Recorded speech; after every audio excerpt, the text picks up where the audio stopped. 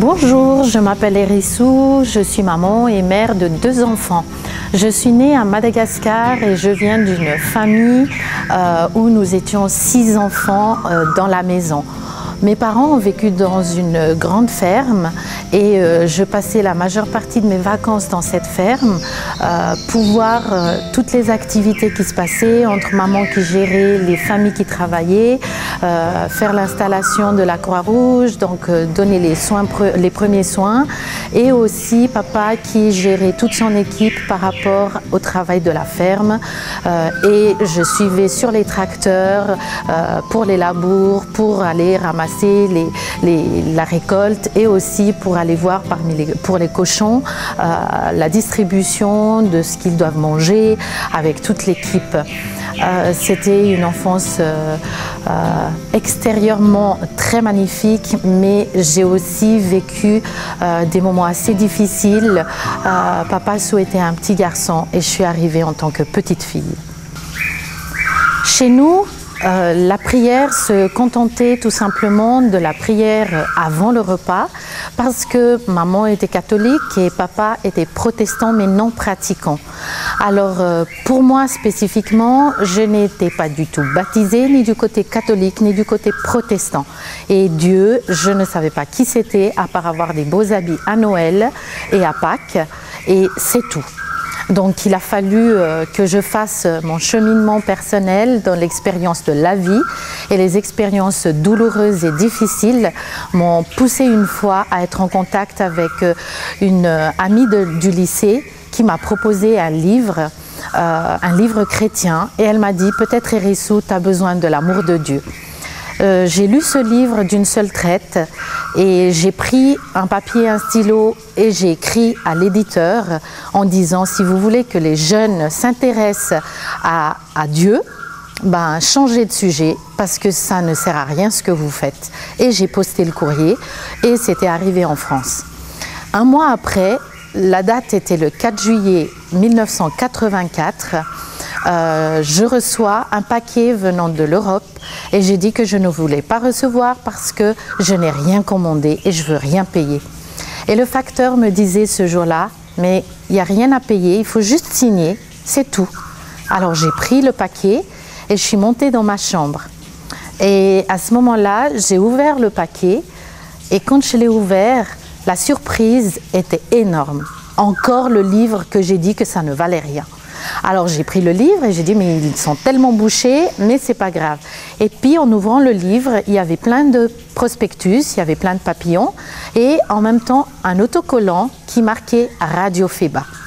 Et comme c'était l'heure où il y avait cette émission, donc j'ai branché la radio, j'ai cherché cette chaîne et j'entendais sur cette chaîne des chansons qui ne m'intéressaient pas du tout parce que j'étais Johnny avec des choses qui bougeaient beaucoup. Et puis sur cette chaîne, c'était des chansons pour moi qui sont pour les vieux, pas pour moi du tout. Et puis après, il y a un commentaire de ce livre. Et je dis: ah, encore, on me rabâche ça, mais ça vaut rien. Et j'ai quand même écouté. Puis après le commentaire du livre, il y a un monsieur qui dit: je ne sais pas, mais Dieu aime tout le monde. Et là, je me suis dit: oui, Dieu aime tout le monde, je vois pas. Et puis après, il a dit: peut-être que vous avez dû montrer dans votre vie que vous existez, que vous savez faire telle ou telle chose. Et je me suis dit: comment ça se fait que ce monsieur, il connaît que moi, je devrais montrer, par exemple, mon livret de l'école qui disait vraiment que j'ai eu le prix d'excellence, etc., que je suis la première de la classe pour pouvoir partir en vacances. Donc moi, je devrais montrer tout le temps que je savais que j'arrivais à faire quelque chose. Et il partageait beaucoup de choses en disant: vous avez besoin d'amour? Et puis je dis: oui, en fait c'est vrai, j'ai pas eu du tout de moment câlin ni avec papa ni avec maman. Oui, et il a dit: oui, tout ça, Dieu peut vous le donner. Et pour moi, non, c'était pas possible parce que je voyais pas Dieu, je ne connaissais pas Dieu. À l'église catholique, je voyais pas du tout ce que c'était Dieu. Et ce monsieur, il lisait beaucoup de versets dans une Bible que je n'ai jamais vu parce que chez les catholiques, en ce temps-là, la Bible n'était pas encore à disposition de tout le monde. Et puis il a dit à la fin, si vous pensez que tout ce que j'ai dit là vous concerne ou une partie vous concerne, je vous demande à prier. Alors moi, en tant que quelqu'un qui suivait maman à l'église catholique, je me suis mise à genoux et je vais vraiment le faire, comme ça me rappellera ce moment-là. Je me suis mise à genoux dans ma chambre et j'étais là, puis je dis, mais je ne vais pas manger, donc je ne sais pas quoi dire. Et j'étais juste là, je ne sais pas quoi te dire. Et le monsieur a fait passer une musique et j'étais juste là, non, pas une musique comme ça ne sert à rien. Et puis après, il a dit, voilà, Dieu sait ce qu'il y a au fond de notre cœur. Et maintenant, je vous invite à suivre la prière que je vais dire si ça vous concerne. Et cette prière, je me rappelle encore aujourd'hui. Seigneur, je sais que tu existes même si je ne te vois pas. Seigneur, je sais que tu m'aimes même si je n'ai pas reçu beaucoup d'amour.